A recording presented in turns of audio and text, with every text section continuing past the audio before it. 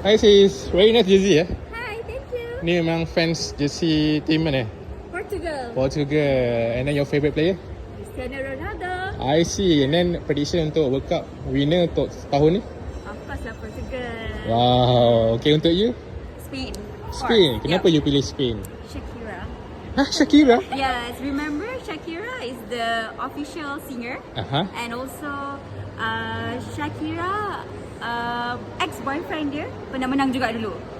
So I rasa this year mungkin Spain boleh menang lagi lah. Wait. You minat Spain sebab Shakira? Yes, because of Shakira. Okay, siapa nama ex-boyfriend dia? Gerard. Gerard, betul?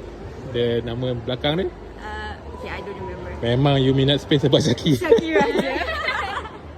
Okay, nama ex-boyfriend dia adalah Gerard Piqué.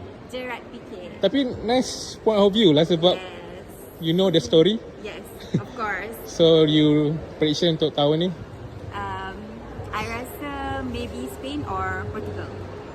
Okay, Kita maybe. kasih try. Sebab kawan, jaga hati kawan. Yes. Okay, thank you guys. Alright, bye. Bye.